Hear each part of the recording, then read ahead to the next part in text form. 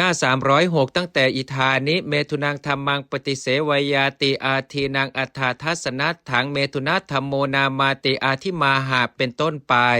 บัดนี้เพื่อทรงแสดงใจความแห่งบทว่าเมถุนังธัมมังปฏิเสวยะเป็นต้นพระผู้มีพระภาคเจ้าจึงตรัสคำว่าเมถุนัตธัมโมนามะเป็นต้นในคำว่าเมถุนัตธัมโมนามะเป็นต้นนั้นมีวินิจฉัยดังนี้คำว่าเมถุนธรรมโมนามะนี้เป็นบทอุเทศแห่งเมถุนธรรมที่ควรอธิบายธรรมของพวกอสัตตบุรุษทั้งหลายคือคนต่ำช้าชื่อว่าอสัตธรรม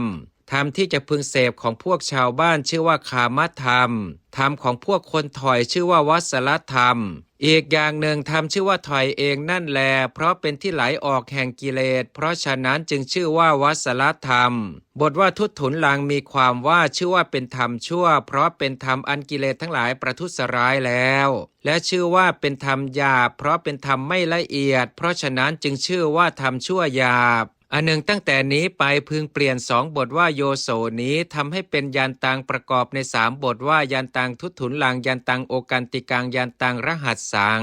ก็แลพึงทราบโยชนาใน3 บทนี้อย่างนี้ว่าการเห็นก็ดีการจับก็ดีการลูบคลำก็ดีการถูกต้องก็ดีการเสียดสีก็ดีซึ่งเป็นบริวารของกรรมนั้นจัดเป็นกรรมชั่วหยาบแม้เพราะเหตุนั้นกรรมนั้นจึงจัดเป็นกรรมชั่วหยาบกรรมชั่วหยาบนั้นชื่อว่าเมถุนธรรมน้ำอันบุคคลย่อมถือเอาเพื่อความสะอาดในที่สุดแห่งกรรมนั้นเพราะเหตุนั้นกรรมนั้นจึงชื่อว่ามีน้ำเป็นที่สุดกรรมมีน้ำเป็นที่สุดนั่นแหละชื่อว่าโอกันติกากรรมมีน้ำเป็นที่สุดนั้นชื่อว่าเมถุนธรรม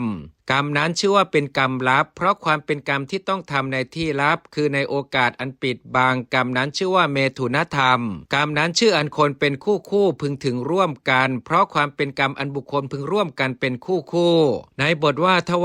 ยสมาปฏินั้นพึงทราบโยชนาว่ากรรมอันคนเป็นคู่พึงถึงร่วมกันนั้นชื่อว่าเมถุนธรรมก็แลในอธิการนี้พระผู้มีพระภาคเจ้าจะทรงกล่าวซ้ำซึ่งธรรมทั้งปวงมีอสัตธรรมเป็นต้นนั้นในที่เดียวกันจึงตรัสว่านี้ชื่อว่าเมถุนธรรม